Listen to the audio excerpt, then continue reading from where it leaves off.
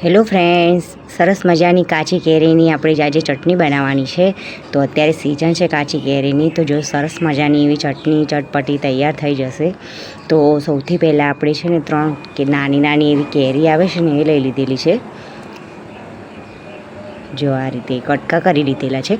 એમાં આપણે 5-6 કળી લસણ લઈ લઈશું અને લાલ મરચું પાવડર છે અને જીરું છે 2 ચમચી જેટલું, અને સ્વાદ પ્રમાણે આપણે મીઠું એડ કરીશું. પછી આવી રીતે ખારણીમાં આપણે બધું એડ કરી, જો સૌથી પહેલાં કેરી છે, લસણ છે અને જીરું છે, તે બધું આવી રીતે આપણે સરસ એવું એડ કરી દઈશું. મરચું પણ અંદર એડ કરી દઈશું, મીઠું પણ એડ કરી દઈશું આપણે,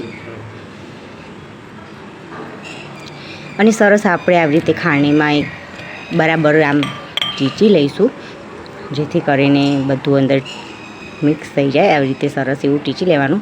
અને આ અંદર હું ગોળ એડ કરું છું, તમારે લોકોને જો એડ કરવો હોય તો કરવાનો, નકર ઓપ્શનલ છે, ના કરો તો બી ચાલે. અને આવી રીતે અંદર પાણી એડ કરી અને આવી રીતે મિક્સ કરી લેવાનું પહેલાં. અને 2 ચમચી જેટલું આપણે તેલ લેવાનું છે.